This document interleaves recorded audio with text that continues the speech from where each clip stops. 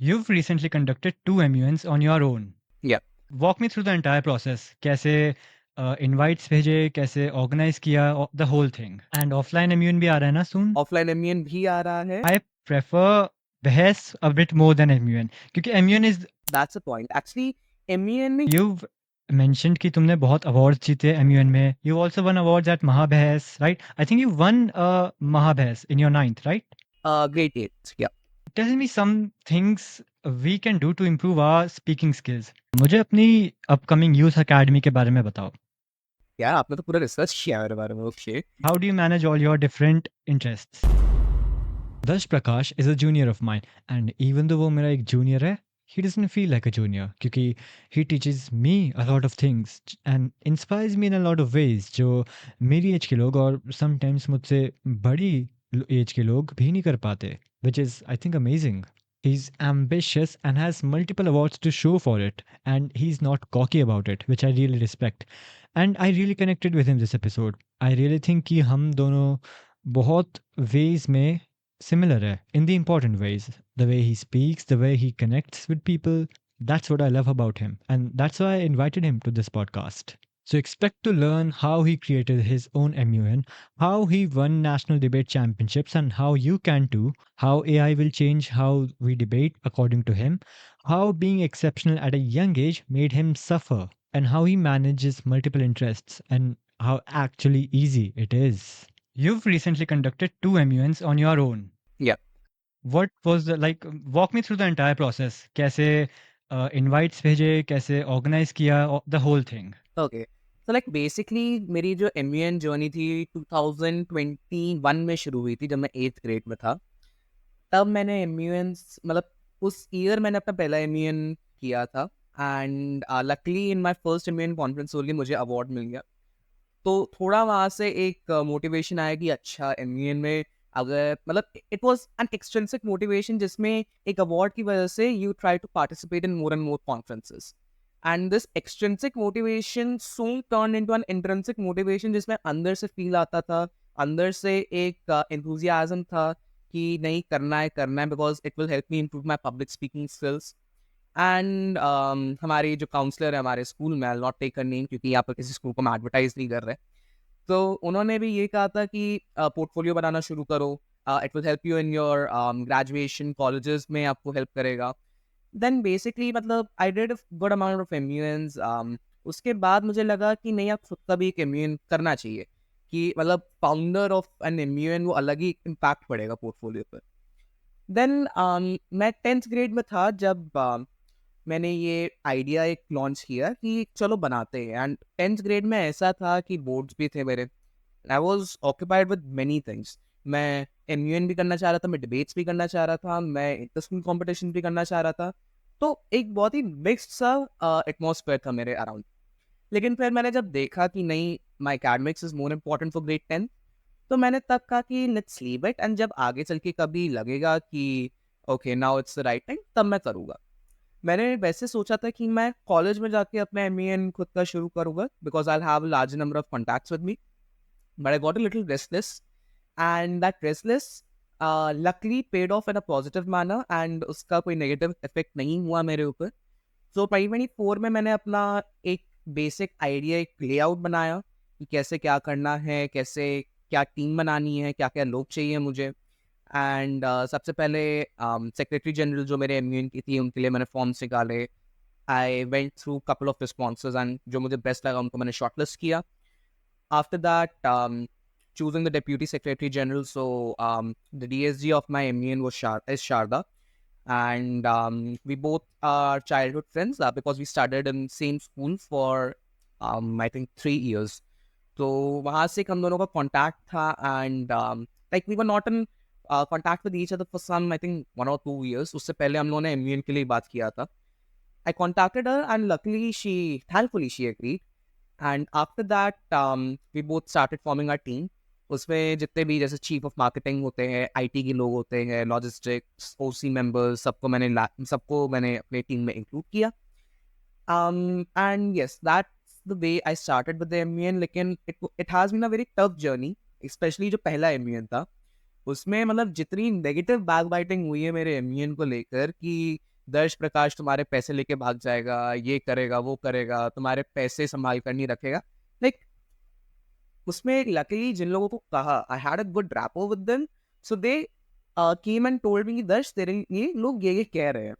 And जो लोग थे मैं उनका अगेन नाम नहीं लूंगा because they are at a very high position in the student council of our own school. Like ऐसा मुझे मतलब आई वाज आल्सो शॉक्ड कि स्टूडेंट काउंसिल के बच्चे कह रहे हैं, since I was also part of the student council, so it was little shocking for me कि अपने ही एक दोस्त का अपने ही ग्रुप के मेंबर के साथ तुम ऐसा कर रहे हो। बट दैट वाज फाइन कि and I also understood it quite early कि ये सब तो होने ही वाला है। And when the day came for our conference, so I was really excited. तो मैंने chairperson भी था अपनी committee का, and it was a good experience. बच्चे like when I was hearing everybody's speeches, most of them were first timers. Like I was very satisfied कि हमारा जो youth है country का, they are very open to giving solutions. They are not hesitant to touch sensitive issues, and also they have the confidence to put forward their opinion. So it has been a tough journey. It has been an exciting journey, and yeah, I think I enjoyed the process of being in it. Feedback कैसा था MUN खत्म होने के बाद? Like पहले तो अ lot of people were you know जैसे तुमने बताया बैक बेचिंग। एमयूएन होने के बाद जिन्होंने एमयूएन में पार्टिसिपेट किया था उन्हें अच्छा लगा? ओवरऑल रिस्पॉन्स अच्छा आया था। बेस्ट पार्ट ये था कि उन्हें एजेंडाज अच्छे लगे, इंफॉर्मेटिव लगे कि हम लोगों ने क्या क्या एजेंडाज रखे थे। एंड मैंने जो फीडबैक फॉर्म्स निकाले थे उसमें भी हमारे पास ठीक ठाक रिस्पॉन्सेज आए। Like for example I not reveal the actual number कि कितने बच्चे थे कमिटी में। For example I say that let's say 40 people were there in our conference, in our entire conference. Out of 40, I got some 25-30 responses, and all those responses were positive. But yes, there were certain scope of improvements as well, जो कि हम लोगों ने एक अलग section बनाया था form में, अलग एक पूरा क्वेश्चन था जिसमें आप अपने पर्सनल व्यू पॉइंट्स बता सकते हो कि ओके आपको क्या लगा कि हम क्या क्या चीज़ें इंप्रूव कर सकते हैं। एंड आई थिंक हम लोगों ने उसको एक पॉजिटिव वे में लिया कि सेकेंड एडिशन के लिए हम लोगों को और अच्छे से उस अपने एजेंडाज को अपने वर्किंग प्रोसेस को इम्प्रूव करना है। So I think the feedback was good enough for me to realise कि okay this is where our MUN is good and this is where we need to improve for our upcoming editions, specially the offline ones, क्योंकि उसमें planning बहुत ज़्यादा अच्छी रहती है। And offline MUN भी आ रहा है ना सून? ऑफलाइन एमईएन भी आ रहा है, वो मैं अगले साल करूँगा। सिंस राइट नाउ हम लोग एक ऐसे स्टेज पर जा रहे हैं 11th के जिसमें पढ़ाई ज़्यादा इंपॉर्टेंट हो जाती है as always. So I just plan कि ओके 12th में बोर्ड्स मेरे I think after October November I will not do anything in grade 12th। मैं उसके बाद सिर्फ एकेडमिक्स में रहूँगा। लेकिन जो शुरुआत के महीने रहेंगे like April May and June, ये जो 3-4 महीने रहेंगे मेरे पास, I try to explore the world of MUNs in a much broader manner. Like since I'm a part of IMUN as well as an intern, and IMUN Vietnam का भी मेरे पास offer आया था, so like I'm getting some good amount of MUN offers जिनको मैं एक point पर नहीं ज़्यादा consideration दे पाया था क्योंकि I was like busy with some other things as well. So yeah, now I think it's the right time in my life कि अब करना चाहिए, अब नई-नई अपॉर्च्युनिटीज़ जो है करना चाहिए, एक्सप्लोर करना चाहिए। Plus my mom and dad are very supportive in the sense कि like they are clearly said कि स्कूल के ऊपर अगर स्कूल तुम्हें ट्रांसपोर्ट नहीं दे रहा, so that's not a problem, we can also take you. Like in a way they just wanted to tell me that you should not be dependent on anybody कि okay अगर वो help करेंगे then only you can succeed. You should be independent enough, and if you need something just come and tell us. We'll do the necessary arrangements. And since like nowadays teenagers be itne independent hai, and the atmosphere and the surroundings are much more safer to roam around, या अगर आपको कहीं अकेले भी जाना है you can commute easily. So I feel that in today's era this is a leverage जहाँ पर आप आराम से अपने दोस्तों के साथ हैंग आउट कर सकते हो, आप आराम से एनुअल कॉन्फ्रेंसेस अटेंड कर सकते हो, आप आराम से घूम सकते हो अपने फैमिली मेंबर्स के साथ। So that's a plus point in today's era. IMUN में इंटर्न की तरह क्या कर रहे हो? IMUN is basically like first of all it's an international MUN जिसका यूनाइटेड नेशंस के साथ कोलैबोरेशन है। इट्स लाइक IMUN इंडोनेशिया करके मेनली सब लोग जानते हैं। As an intern like I am a marketing intern there. Basically marketing interns का काम ये होता है that we need to get more and more delegates. IMUN बहुत सारी जगहों पर ऑर्गेनाइज होता है, for example in Vietnam and as well as in Philippines. और ऑनलाइन कॉन्फ्रेंसेस भी होते हैं, like for example if somebody can not come internationally, so आप ऑनलाइन कनेक्ट कर सकते हो and you can just have a good amount of discussion with other people from around the world. And like I have done a number of international MUNs as well, such as the Durrani's World Empowering MUN example, जैसे मैं लूँगा, उसमें I won a position. So in that, I had a good amount of delegates in UNEP, United Nations Environment Program, and the chairperson as well was like, I think, I do not know from which country she belonged to, but she was a foreigner basically. So that was a good experience for me कि मैं उनके culture के बारे में जान पाया, and she got to know about India's culture. And basically IMEN का एक प्लस पॉइंट जो ये है कि it adds up to your portfolio building, as I said in the beginning as well. And also IMEN एक बहुत ही respectable organisation है जहाँ पर आप बहुत सारी चीज़ें सीख सकते हो। आजकल बहुत सारे ऑर्गेनाइजेशंस ऐसे भी आ गए, जैसे मेरे साथ ऐसा हुआ, मेरे साथ एक फ्रॉड हुआ था एमयूएन को लेकर, and not only for MUN debates को लेकर। I registered and suddenly the sent the conference has been cancelled. तो ये सब चीज़ें भी आजकल लगा रहता है कि बच्चों के अंदर ये भी है कि अच्छा साइबर थ्रेट्स आ रहे हैं, साइबर बुलिंग है एंड ऑल दैट स्टफ, कि अगर हम is our money safe with the organisation. तभी आजकल बहुत सारे फ्री एमयूएंस भी आ गए ताकि लोग हम ज़्यादा ला पाए। And but the problem for free MUNs that I feel is कि वो एक दो एडिशंस तक ही रहता है। आज का being very honest, Frank and blunt, आज के बच्चों का आज के बच्चों का नहीं, बट टुडेज जनरेशन, आई से not everybody in today's generation, but majority of them, उनका ये पैसे कमाने, and that's a good thing. पैसे कमाने के लिए ही सब लोग इतना पढ़ाई करते हैं, to get into a good job basically. तो एमईएन लोगों को जो लगता है कि it's a good opportunity to build a portfolio, it's also good money making source, जो मैंने अपने एमईएन से सीखा है। बहुत सारे लोग आके कहते थे कि दर्श कैश प्राइजेस क्यों नहीं दे रहे तुम, बाकी सारे एमयूएन तो देते हैं। I know a few MUNs जिसमें I think you will be also knowing, जिसमें हम दोनों एक साथ थे, you were the executive board and I was a member of secretariat. वो तो देता ही नहीं है cash prize. So it's not Hmm. As if कि आपको दूसरों के लिए ही, दूसरों अगर दूसरे लोग दे रहे हैं, अच्छे ऑर्गेनाइजेशन पैसे दे रहे हैं, तो आपको भी कैश प्राइजेस रखना, इट्स नॉट दैट। आपको अपना बजट भी देखना है, क्योंकि जो रेवेन्यू आप कमाते हो, for example you earn 1000 from an Indian, 1000 में से आपको सेव भी करना है, आपको अपने सेक्रेटेरिएट में भी बांटना है, या अगर आप सेक्रेटेरिएट में नहीं बांट रहे, तो आप वो रिमेनिंग सेविंग्स को हटा के जो आपके पास पैसा बचा है उसको कैसे यूज कर रहे हो। I think all these things are there, and IMUN में ये सब चीजें भी हमें सिखाते हैं कि how you need to handle your revenue. So I think this is the plus point of IMUN, and I feel कि बच्चों को IMUN करना चाहिए. It's a very good opportunity, and I feel कि IMUN will take over the entire MUN stage. Like उसने I think अभी तक 90% stage तो IMUN ने ही ले लिया है. We'll see the Instagram page. I feel कि IMUN ने इतना ज़्यादा अपना popularity इसलिए कर लिया है because इनके बहुत attractive Instagram posts होते हैं. It's eye appealing.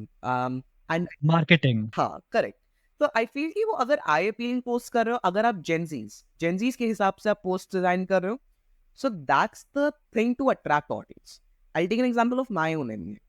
When I was there as the main head, and like I was the founder and I had my team of IT with me, जो हम इंस्टाग्राम पोस्ट वगैरह design करते थे। So my original brief was I want a black and white theme. Big like I like a black and white theme, थोड़ा unique भी लगेगा, with a light falling on it, and that's highlighting the agenda along with the symbol. मेरा ये original theme था in the first edition. Second edition में Sharda gave me a few inputs कि अच्छा ऐसे करते हैं वैसे करते हैं। Because frankly speaking, मैं इतने debates इंडियन पे जाने के बाद भी I am the most you can say of track of trends. मतलब मुझे ट्रेंड्स के बारे में कुछ नहीं पता, कौन सी क्या नई रील आ गई, क्या नया फैशन आ गया। Like there are few terms that like lmao and all that, मुझे भी वो आई थिंक अभी 10th में पता चला कि अच्छा ऐसा भी कुछ होता है। So I did not even know, I am like completely off social media पर मेरा अकाउंट है now, I am much more active on it. So I feel कि मतलब देखो, अब IMUN से डिस्कस करके हम सोशल मीडिया पर आ गए, this is I think the uniqueness of podcast. लेकिन ठीक है, अब लाइक आई फील कि सोशल मीडिया को IMUN ने बहुत अच्छे से यूज किए टू एडवर्टाइज इट। सो या that's it. And you've mentioned कि तुमने बहुत अवार्ड्स जीते एमयूएन में. You also won awards at Mahabhas, right? I think you won Mahabhas in your ninth, right? Great at या। Eighth. Wow, dude. Like, tell me some things we can do to improve our speaking skills. You you've won इतने सारे tournaments जीते हैं तुमने at such a young age too.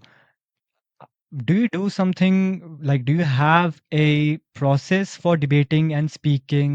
Like, tell me some tips. Walk me through the process. Okay, I don't have any process.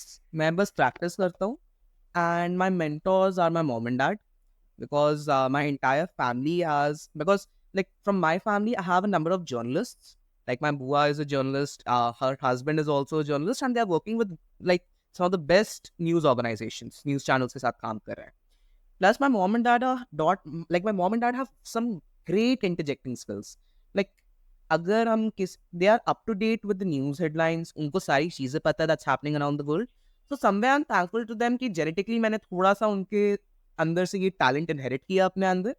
And also like I'm thankful to them कि they exposed me to all these things कि ये भी एक दुनिया है, पढ़ाई से आगे बढ़कर ये भी करना है. So I think that's the most important thing. First of all, कि you should have the trust of your mom and dad कि अच्छा तुम कर लोगे.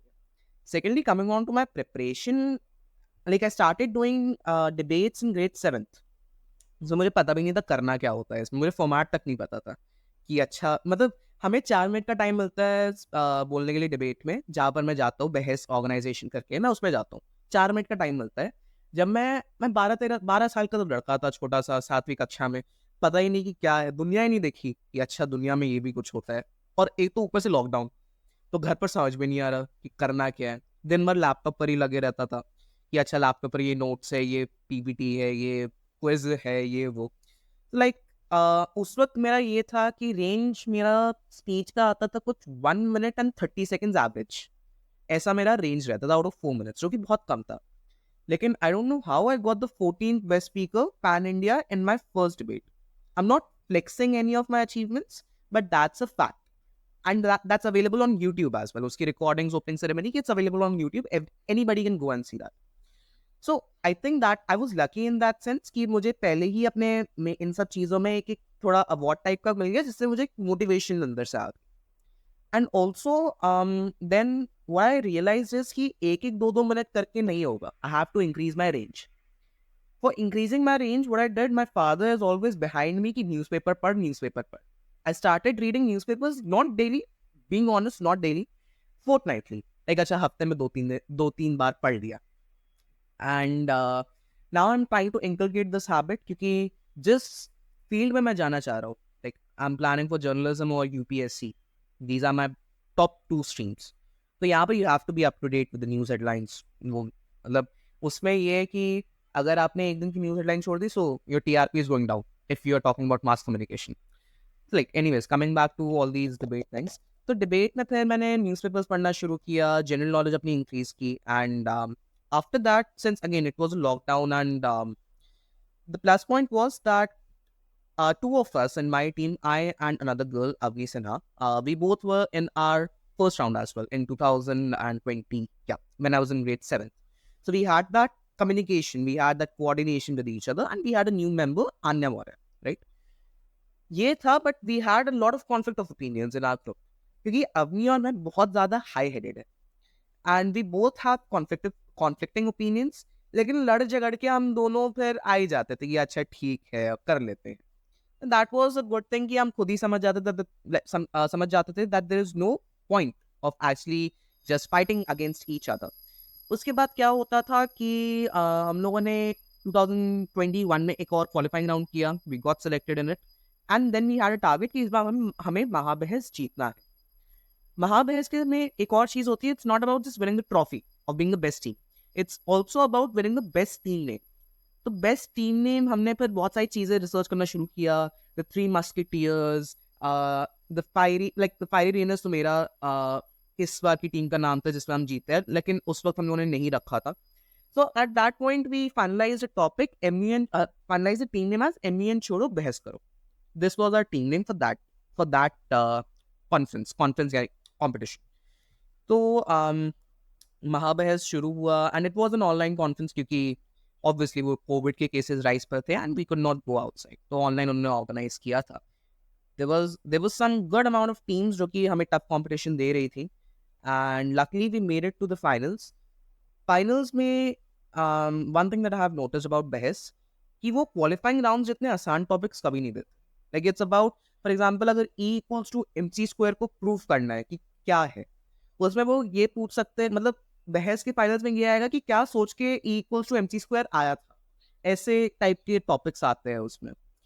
लाइक अभी in this final round only, जो मेन में मैंने अभी बहस का राउंड किया था, I got to know a new word, like like Sisyphean or something like that. कुछ एक नया word था and it was a very unique word. Spelling भी बहुत अलग थी उसकी. So all these things I think helped me improve my timings, and plus over the years I evolved my speaking style as well. Like for example, grade 7th में, because it was I was in my early teenage and my voice box was enlarging, जैसे सारे लड़कों में होता है, तो मेरी आवाज़ होर्स होनी शुरू हुई थी. तो मैं जैसे बोलता था, ऐसा लगता था मेरी आवाज़ ना बहुत ज़्यादा लाउड हो रही है. एंड अभी भी लगता है कि मेरी आवाज़ बहुत ज़्यादा लाउड हो गई है. अगर मैं नॉर्मल भी बोलता हूँ, लोगों को लगता है तू बहुत तेज़ बोल रहा था, लोअर डाउन योर वॉइस. ऐसा मेरे साथ होने लगा. So I had to adapt to that as well, कि अच्छा मुझे धीरे भी बोलना है. बट लाइक बहस is all about shouting, voicing your opinion, क्या लगता है. And like one thing again, जो बहस जो मुझे हेल्प किया अपना एक प्रोसेस जो फिर मैंने क्रिएट किया बड़े होके, was कि एक और जो चीज़ मैंने वहाँ पर देखी है, जैसे टीम्स आपको पर्सनल रिमार्क्स भी दे सकती है, just to get the negative side of you out, कि अच्छा ये तो गुस्सा भी कर सकता है, चिल्ला भी सकता है, but you don't need to be frustrated with that. वो आपको डिस्ट्रैक्ट करने के लिए बहुत सारी चीज़ें कर सकते हैं. So I think these all things help me improve in debates. And right right now as well, after doing some good amount of debates and immunions, मैं अपने आप को कभी ये नहीं कहता that I'm very experienced, मुझे सब आता है. It's a new learning experience for me in every conference. It's a new learning experience for me in every debate. And I don't think किसी को इतना ओवर कॉन्फिडेंट होना चाहिए कि अच्छा यार ये तो उसको हम हरा ही देंगे. नहीं हरा सकते. आपको यही नहीं पता कौन सी टीम सरप्राइज पैक के जा सकती है, कौन सी टीम क्या करके निकल जा सकती है. बहुत सारे इनोवेटिव तरीके होते हैं बहस में, जो कि मैंने इनकलकेट किया. जैसे ऑनलाइन कॉन्फ्रेंसेस में ये है that you can put backdrops अपने स्पीच के कंटेंट के हिसाब से. That's not possible in offline. So I think that backdrop thing also helped me score some good amount of marks. And yeah, I think ये slowly and gradually जो unknowingly मैंने एक process अपना खुद का develop किया, so that helped me achieve some good amount of success in it and debates. So it's just mostly practice and keeping an open mind. Just that. Yeah, बिल्कुल. Hmm. हाँ, क्योंकि मैं भी पहले सोचता था जब मैंने डिबेट्स करना शुरू किया था कि it's all about the content that you speak, but then मुझे धीरे-धीरे समझ आया मेरा content even though it's perfect, कोई अपोजिंग टीम का बंदा मेरे सिर पे चढ़ जाता था, लाइक ऐसे बोलता था, लाइक मैं डर जाता था कि यार अब क्या बोलूँ मैं? ये तो सही बोल रहा है सब, उतना एड्रेनालिन आ जाता है. सो वो भी एक बात है. एंड पता है इसलिए भी मुझे डिबेट्स लाइक ये जो डिबेटिंग कॉम्पिटिशन्स होते हैं इनका एक कॉन मुझे ये लगता है कि sure you are developing your speaking skills, you are developing how to speak in a persuasive manner, but that's the thing that final scoring में यही ज़्यादा मायने रखे जाते हैं, राइट? क्योंकि मेरे हिसाब से if you can speak in a persuasive manner, अगर तुम दूसरों के सिर पे चढ़ सकते हो और अगर तुम उन्हें डरा सकते हो, एंड अगर तुम अपने फैक्ट्स राइट प्रूव कर सकते हो even though they are not entirely right, by fact कि तुम उन्हें डरा रहे हो थोड़ा-थोड़ा, you can win. And debating का पर्पस मुझे लगता है कि it shouldn't be winning, it should be coming to the truth. So ये मुझे एक कौन लगता है डिबेटिंग का एक्चुअली, कि you are not really coming to the truth, you are instead fighting and showcasing your speaking and persuasive skills. That that's a point. Actually, इसमें आपने जो अभी कहा था ना कि आप डर जाते थे. I think this is what I have learned from Rion Bhaiya and Arhan Bhaiya and his team. Like what happened is हम लोग इंद्रापुरम राउंड में गए थे बहस के, इंद्रापुरम पब्लिक स्कूल में हुआ था, and there they accompanied us as a team. उन्होंने भी रजिस्टर किया था, and they kept their team name as Men in Black, and they were wearing all black attire, and they were looking damn cool. And like he and his team, Rayon Bhaiya and Arun Bhaiya's team, were the most famous in that MVN round, in that debate round. Sorry, like I think मैंने उनका एक round सुना था, जैसे लोग बात कर रहे थे कि क्या कर रहे थे. They did not do anything. वो बस अपने point बोलते थे, and they just used to sit like this. Okay, keep blabbering out the things. We do not care. We have proven our point that we wanted to just say. I think that's the thing जो मुझे लगा कि यार they have next level confidence. Dude, हाँ, और उन्होंने मुझे एक और चीज़ बताई थी। वो ब्लैक अटायर पहन के गए थे एंड द मोमेंट दूसरी टीम कोई ऐसा पॉइंट बोलती थी जो उन्हें अच्छा नहीं लगता था, वो अपने सनग्लासेस निकालते थे और तीनों एक ही टाइम पे सनग्लासेस पहन लेते थे। Dude, that's so funny. Like, yeah and वही बात है, यू नीड टू अंडरस्टैंड। चलो, अगर let's keep the truth aside for a moment, you need to understand how you can make the other person tick and how you can get under their nerves to make them forget everything they're saying and focus on you कि क्या कर रहा है ये, मेरी बात ही नहीं सुन रहा। डेफिनेटली। एंड एक्चुअली ऐसा हुआ था अभी, जो मैंने मई वाला राउंड किया था उसमें हम लोग नॉकआउट राउंड्स में थे डे 2 में। So I think it was the quarter finals, round of 8 जो होता है इसमें। उसमें क्या हुआ, it was a girls team, तीनों लड़कियां थी। And I had a plan in my mind जो मैं हमेशा यूज करता हूँ, and it has not worked for 99% time, क्योंकि वो लोग ज्यादा एक्सपीरियंस होते थे एंड दे अंडरस्टूड कि अच्छा ये हमें डिस्ट्रैक्ट कर रहा है। But thankfully I don't know how it worked this time. What happened is, it was a two-member team in which I was participating. So I was handling the first and the third speaker. मैंने क्या किया, मैंने first speaker का अपना बोल दिया था जितना भी मुझे अपना बोलना था कंटेंट। उस टीम की speaker I, this I started shaking my head like this, हाँ बोलो क्या बोल रही हो।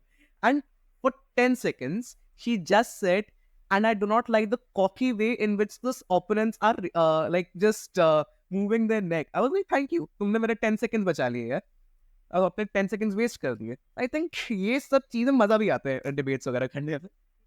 राइट, एंड इसलिए आई प्रेफर बहस a bit more than MUN, क्योंकि MUN is a lot more formal than बहस। राइट, बहस में तुम मैन इन ब्लैक चश्मे पहन ले, अगर कोई कुछ ऐसा बोल रहा है, right, you have a bit more freedom over humour, showcasing humour.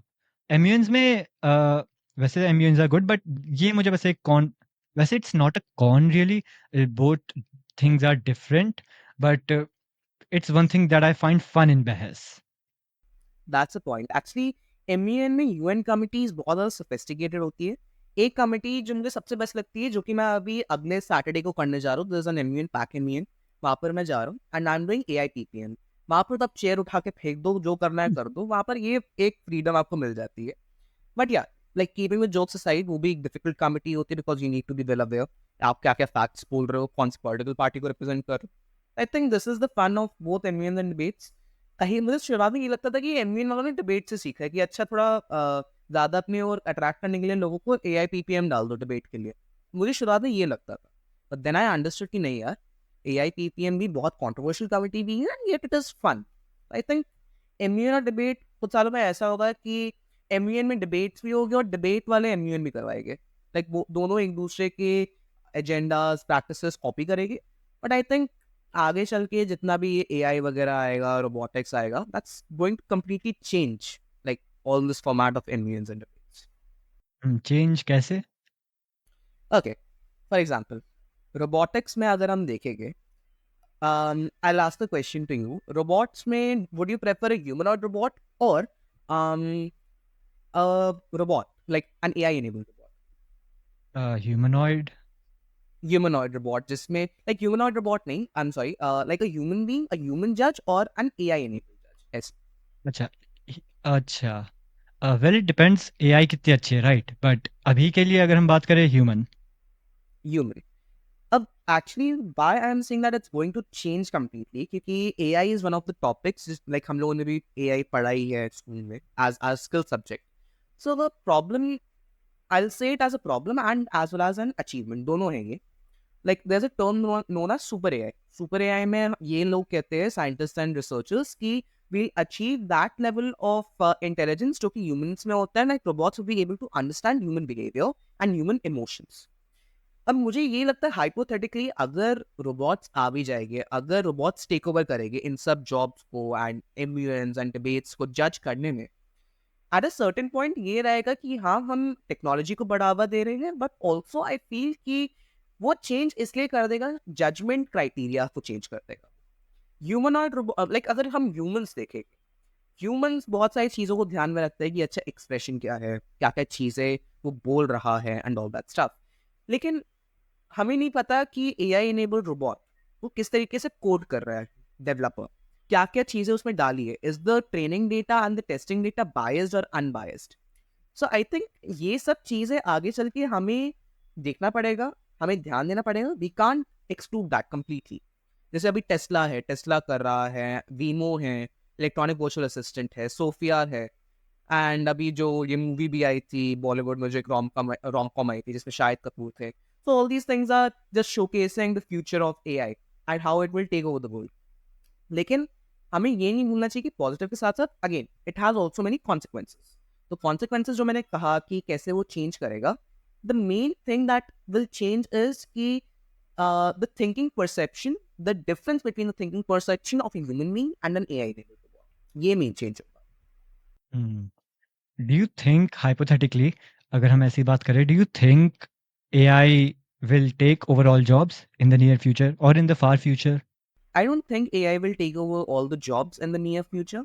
ये एआई को डेवलप करने के लिए भी लोग चाहिए, तो हुँ, ऑटोमेटिकली उससे एम्प्लॉयमेंट तो जनरेट हो रही है। But at a certain point, जैसे कि फॉर एग्जांपल जो लोग इंडस्ट्रीज में काम करते हैं, I think there jobs can be snatched, क्योंकि ऑटोमेशन के ऊपर ज़्यादा चला जाएगा AI. And so like the problem is जो अनस्किल्ड लोग होंगे, they have to increase their skills ताकि वो एआई को मैच कर सके।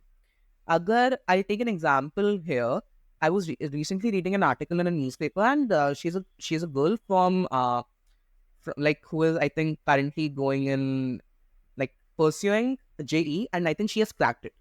She has said कि AI is going to develop employment opportunities, develop कैसे करेंगे लोग, and she explained an entire process कि क्या करना है. So I think I found that a little too over exaggerating. Like I felt a few points. I'll not state that right now, but I felt कि यार कुछ चीजें हम लोगों को और भी ध्यान में रखनी चाहिए। जैसे अगर अगेन मैं ये कहूँ कि हम लोगों को एक कार डेवलप करनी है, सेल्फ ऑटोमेटेड ड्राइविंग कार, जो कि आज सब लोग आजकल डेवलप कर रहे हैं। उसमें हमने लोकेशन डाला, सब चीज़ें डाली। हमने उसको कहा कि ओके वॉइस एनेबल्ड कार्स भी जैसे ऑटोमेशन में आई जाएगा कि आपने वॉइस कमांड दी and the car will start moving to the desired location. हमें ये ध्यान में रखना होगा, सबसे पहली चीज़ जो मुझे ये लगता है कि अगर कार को ठीक से डेवलप नहीं किया या फिर उसमें कोई प्रॉब्लम आ गई उसके कंप्यूटर सिस्टम में, तो कार क्रैश कर सकती है, कुछ भी हो सकता है। एंड नॉर्मली जो भी आजकल हम लोग फॉर एग्जांपल अगर सेल्फ ड्राइविंग कार्स हम डालते हैं, एक जो फोटो सबने देखी होगी कि कार चल रही है और दो लोग बैठ के एक दूसरे की तरफ चेस खेल रहे हैं विदाउट इवन सीइंग कि कार कहाँ जा रही है। सो आई थिंक कि इतना हमें केयरलेस भी नहीं होना, लेकिन हाँ, हमें एआई को ये अप्रिशिएट करना चाहिए कि it will help us instill some new skills in the people. It will help us educate the people of all countries and also employment opportunities generate होगी। जैसे एक इंटरप्ले होता है साइकोलॉजी और एआई में, कि एआई को हम उसी तरीके से करेंगे डेवलप जिस तरीके से ह्यूमन साइकोलॉजी है। सो आई थिंक अगर हम इन दोनों चीज़ों को कंबाइन कर देंगे, so it can result in some good output. लेकिन हाँ, एआई की आप डिसएडवांटेजेस बहुत सारे हैं जो कि हम सबको पता है। एथिकल इश्यूज है इतने सारे, लाइक डेटा बायस होने का डर है, cyber security, data hacking. I think ये सब चीज़ें हम लोग तभी रिजॉल्व कर पाएंगे जब हमारे पास अच्छा खासा डेटा होगा जिसको हम एनालाइज कर सकते हैं, इंटरप्रेट कर सकते हैं, एंड उसके बाद ही हम एक कंक्लूजन निकाल सकते हैं। So I think this is what I feel right हुँ। एंड एक और चीज़ जो मैं सोच रहा हूँ, you mentioned combining AI and psychology. एक चीज़ मैं जो बहुत टाइम से सोच रहा हूँ, ब्लेड रनर 2047 देखी है? नाउ। नहीं, मैंने अभी नहीं देखी। अच्छा, तो उसका बेसिकली यही प्लॉट है कि एक रोबोट होता है एंड उस रोबोट को लगता है in the middle of the story कि वो एक एक्चुअली ह्यूमन है। Well, not a human, but उस रोबोट को लगता है कि 2 robots had a child. So उसे लगता है कि वो एक robotic child है, which is not possible, right? But as we progress into the story, उसे पता चलता है कि वो robotic child नहीं है, कोई और robotic child है, right? But that beside the point, I think इस मूवी का एक क्वेश्चन है जो ये पूछना चाह रही है, what makes something human? Because that robot started acting in a human manner, but it was a robot. So what makes it human? Is it human if it starts acting like a human, or is it just a robot? Or what makes a human human? Or can humans be robots because we don't seem to portray something in our emotions like psychopaths? Can you consider psychopaths robots? अगर like artificial intelligence के robots आने लगे, but they are not emotionally intelligent. Would you consider those robots psychopaths? So I think it's a very like बहुत सारे questions आएंगे अगर हमने actually psychology को रोबोट्स की साइकोलॉजी को उस लेवल पे ले गए where they are able to function like humans. Right. So I've been thinking about what makes a human human right now. No, without robots, what exactly makes a human human? What do you have any thoughts on that? Okay, one thing that actually makes human a human is कि हम लोग झगड़ा कर सकते हैं और झगड़ा करने के बाद हम रिजॉल्व भी कर सकते हैं उसे 2 minute. And I feel robots में ये रहेगा कि कंप्यूटर में आप ये फीड नहीं कर सकते, आप हर इंस्ट्रक्शन फीड नहीं कर सकते कंप्यूटर में कि अच्छा अगर दूसरे ने ये बोला तो I have to respond like this. That's not possible. So I feel कि human beings are always they are the best friends. Human beings are the best friends of each other. लेकिन लोग ये नहीं समझ पाते कि अच्छा हम लोग दोस्त भी हो सकते हैं।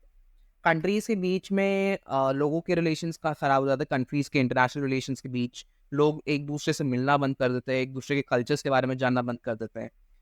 आई थिंक ग्लोबलाइजेशन यहाँ पर एक बहुत इंपॉर्टेंट एस्पेक्ट प्ले करता है that will help human beings realise कि okay this is a true potential that every person living on this planet has. Human being से एक और जो बहुत ही इंपॉर्टेंट चीज उन्हें फैसिनेट करती है वो ये है that without saying anything we have some kind of interpersonal intelligence in all of us कि हम दूसरे के इमोशन समझ पाते हैं।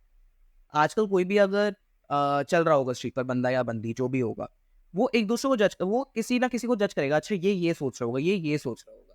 हम लोग करते हैं, हम लोग अपने दोस्तों को भी करते हैं, अच्छा ये ऐसे बैठा है, इस पोस्टर में बैठा है, अच्छा ये सोच रहा होगा, इसके मार्क्स गंदे आए हैं, तो हम जज करते हैं। But that judgement can be both positive and negative. I feel कि ये एक चीज है जो कि ह्यूमन बीइंग्स में बहुत यूनिक है and somewhere this is missing in robots, and I don't think this can be achieved in robots क्योंकि आगे जाके बनेगी। So yeah, this is my response for the question. Interesting. मुझे अपनी अपकमिंग यूथ एकेडमी के बारे में बताओ। यार आपने तो पूरा रिसर्च किया है मेरे बारे में। ओके, तो लाइक ओके, यूथ अकेडमी एक मैंने मतलब ऐसी सोचा कि I was inspired by lot of debating companies and MUN clubs as well. मैंने कहा यार अब like I think I have reached that stage where I need to impart knowledge to the youngsters, to my juniors. मैंने कहा यार एक academy खोलते हैं जहाँ पर अच्छी सी एक टीम बनाऊंगा, लोगों को बुलाएंगे and eight a very minimal cost. For example अगर हम इसमें दोनों डिबेट्स एंड इम्यून दोनों चीज़ें कवर करेंगे एंड ऑल्सो स्किल डेवलपमेंट के बारे में भी, अगर 3 चीज़ें हैं, you need to get a monthly subscription for that. You can get that some I think ₹1000 and अगर उसके ऊपर से डिस्काउंट चाहिए so we'll be releasing discounts as well. Discount coupons आप वो ऐड करके you can avail some good 10-20% discount to make it as affordable as possible. पता है कि आज मुझे ये भी पता है कि आज का अच्छा ₹1000 है यार, चलो ऐसे ही हम खर्च कर देंगे, ₹1000 तो कुछ भी नहीं है। लेकिन मैं सारी पूरी ऑडियंस को ध्यान में रख के इन सब डिसीजंस पर आया। My dad just told me one thing that I always keep in my life, don't make anything that cheap that people will consider it कि ओके ये तो ऐसी कोई बकवास सी चीज़ है इसलिए सस्ते में बेच रहे। Always keep a worth for a thing. If we'll keep a words for a thing, people will come fighting for it. That okay, we need a position in this. So I think that that thing I have inculcated. I've started inculcating that in me. And Youth Academy को जिस तरीके से मैंने expand करने का सोचा है वो ये है कि बेस लेवल से टॉप लेवल पर कैसे जाना है। बेस लेवल ये है कि आप अपने आसपास के फ्रेंड्स को उनको एडवर्टाइज करना शुरू करो। जैसे आपके कॉन्टैक्ट्स बढ़े, spread this youth academy in entire Delhi NCR. जब और बड़े spread it in Delhi and जब बहुत ज्यादा बिल्कुल पीक पर आप जब पहुंच जाओ, start advertising it in different states and if not different states entire country through different means and notes. मैं ये चाहता हूँ कि यूथ अकेडमी जैसे आजकल इतने सारे क्लब्स वगैरह हैं, मैं उनसे बेटर नहीं, I am not comparing this with them, but I want to make it as unique as possible जिससे बच्चे attract. And my main motive, like my main target audience will be students from grade, children from grade 5th to 8th। क्योंकि इस as में अगर किसी ने सीख लिया कि पब्लिक स्पीकिंग के बेसिक ABCDs क्या है, तो उनको आगे चल के कॉलेज में या इन हायर ग्रेड्स में प्रॉब्लम नहीं होगी। So this was my basic thought and I have just launched that. अभी तो बहुत टाइम है मेन यूथ अकेडमी का शुरू होने में, अभी तो एक डेढ़ साल प्लानिंग में निकलेगा। Plus I am developing some good amount of video game, सब चीज़ें मतलब इतनी सारी चीज़ों में मैं लगा हुआ हूँ। तो एक डेढ़ साल तो मैं अभी लूँगा प्री प्रोडक्शन में, ये ऐसे मुझे ये चीज़ें अभी करनी है, फिर देखेंगे कि कैसे उसको यूथ अकेडमी को आगे कैरी फॉरवर्ड करना है। टेल मी वन थिंग, जो ये यूथ अकेडमी है, 2 लोगों का एक क्रिटिसिज्म होगा, आई एम श्योर, क्योंकि even though I know you are you are in 11th, you will be in 12th soon, and तुमसे बात करके पता चलता है you are actually knowledgeable. But जब तुम यूथ अकेडमी रिलीज करोगे and the people will see कि this is made by a 17-year-old, and वो ये बोलेगा कि एक मिनट, एक 17-year-old बच्चा जो अभी अपने यूथ में है वो एक यूथ अकेडमी बना रहा है, how will you respond to that criticism? I will not respond to that criticism, I just take that. लोगों को ये पता होना चाहिए कि that there is no age of achieving something, age is just a number. आपके अंदर एक चाहत होनी चाहिए, एक आपके अंदर इंस्पिरेशन, मोटिवेशन, एंथुजियाज्म होना चाहिए टू अचीव एनीथिंग। एक आर्टिकल मैंने पढ़ा जिसमें 15 या 16 साल का बच्चा, उसने आई थिंक कुछ नीट क्रैक कर लिया। आजकल कौन ऐसा करता है? एंड आई थिंक उसने 10th 10 साल में उसने 12th तक का अपनी सारी पढ़ाई कंप्लीट कर ली थी। मुझे बच्चे का नाम याद नहीं आ रहा, अगर होता मैं नाम बोलता। उससे 10 साल का था, उसने पूरी अपनी पढ़ाई कंप्लीट कर ली, फिर अपना 5-6 साल में नीट, पता नहीं नीट या कौन सा एक कोई डिग्री ले ली।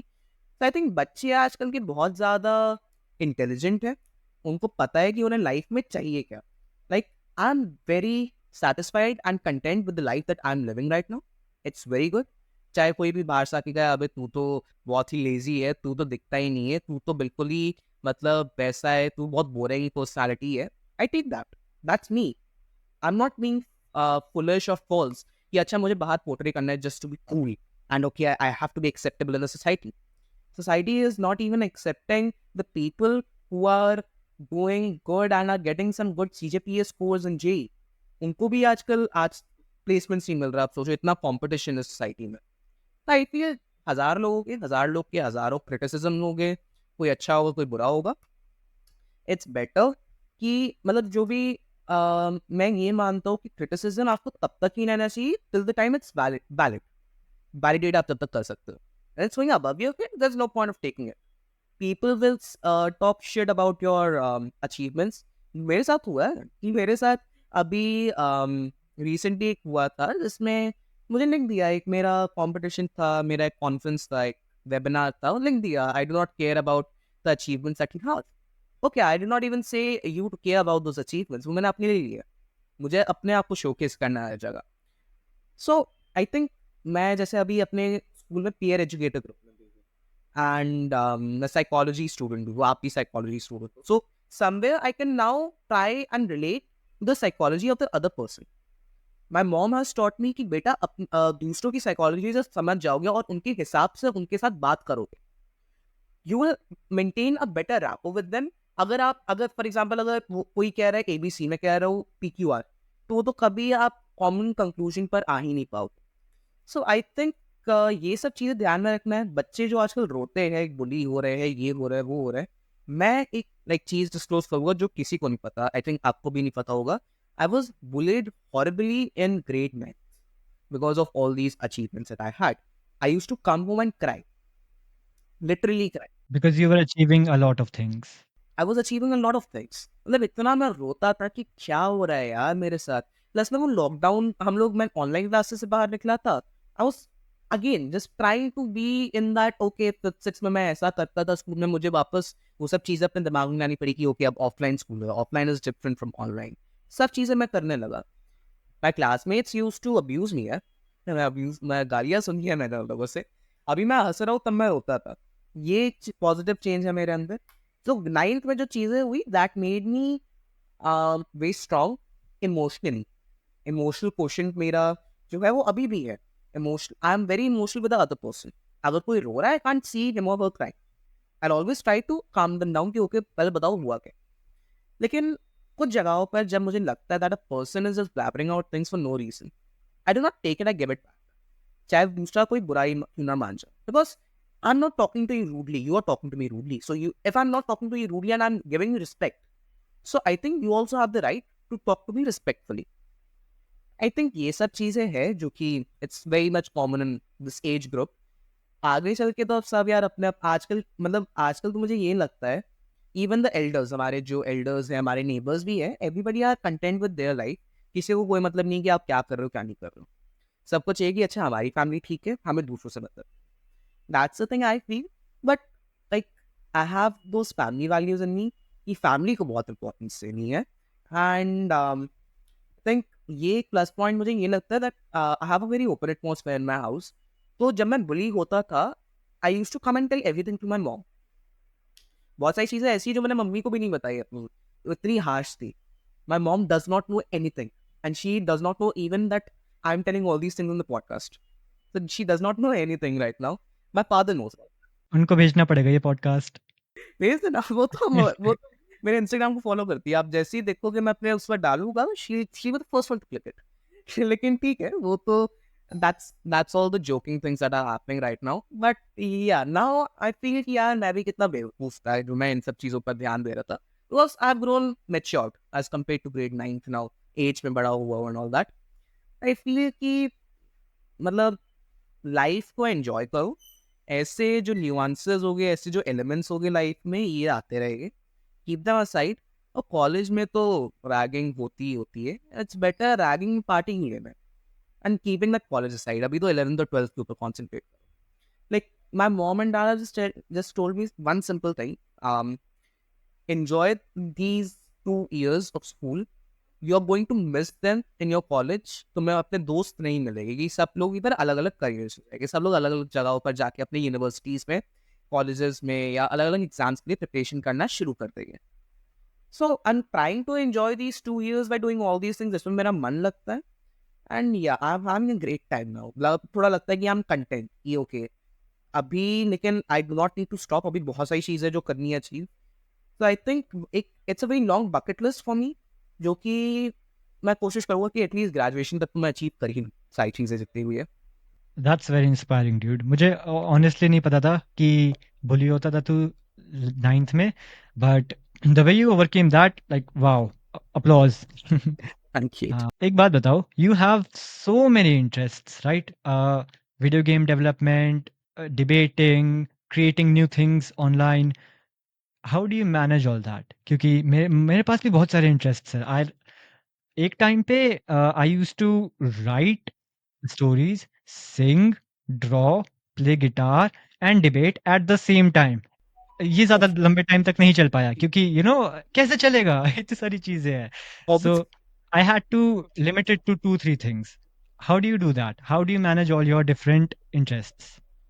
Okay, like I not reveal everything that I do. मेरा एक सिंपल सा शेड्यूल होता है। 7 बजे उठ जाओ, 9 बजे तक ब्रेकफास्ट कर लो, पढ़ाई कर लो, थोड़ा एंजॉय कर लो बीच में, 1:30 तक हैव योर लंच एंड उसके बाद like if you want to chill out in the afternoon, just have some good me time with myself. मैं अपने साथ थोड़ा बात करता हूँ, I just note down the points और क्या क्या चीज़ें करना है मुझे।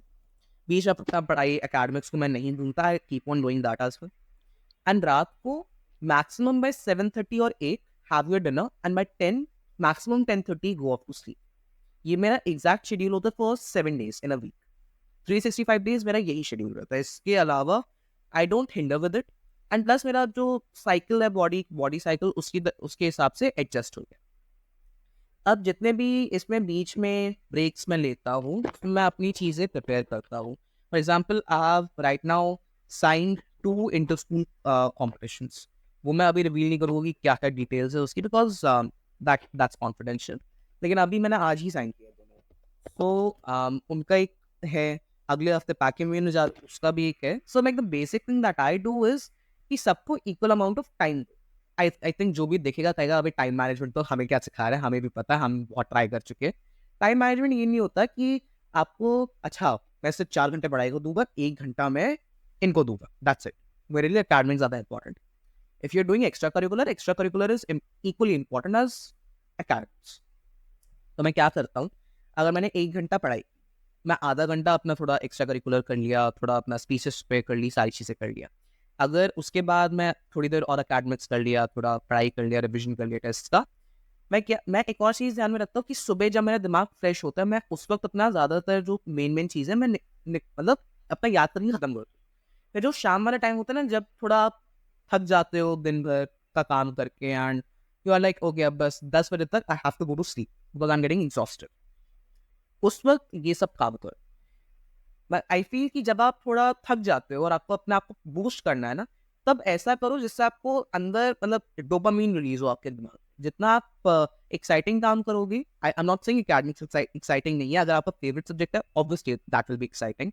लेकिन जब आप पूरे दिन पढ़ के फिर थक जाते हो और पूरा फिर आते हो शाम को कि अब तो क्या ही करना है, उस वक़्त अपने एक्स्ट्रा करिकुलर इंटरेस्ट्स के ऊपर ध्यान देना चाहिए हम लोगों को। एंड आई फ़ील कि जितने भी ये सारे हम लोग कॉम्पिटिशन्स करते हैं, जैसे आपने ही कहा कि आप इतनी सारी चीज़ें कर रहे थे, दैट वाज़ योर कॉल कि आपने चीज़ें छोड़ी एंड बिटवीन मैंने भी छोड़ दी थी अपनी सारी, बहुत सारी चीज़ें मैंने छोड़ दिया।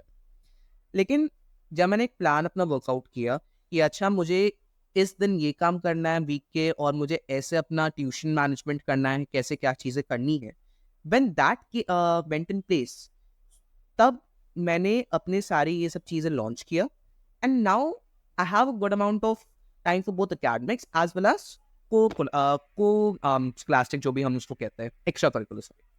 सो I think now it's the time जहाँ पर लोगों को ये समझ में आना चाहिए कि if you are right now in this grade 11th and 12th और आपको ये लग रहा है कि नहीं सिर्फ एकेडमिक्स ही है, एकेडमिक्स इंपॉर्टेंट है, उसके साथ साथ एक्स्ट्रा करिकुलर भी इंपॉर्टेंट है।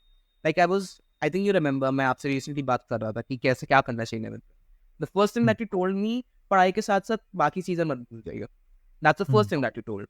आई think that I have kept that in mind till date and मैं उसको 12th में भी कैरी फॉरवर्ड करूंगा। And but again coming to the main question कि कैसे मैनेज करते हो, it's just time management, it's a balance time table, it's just to balance all your daily routine, that's it.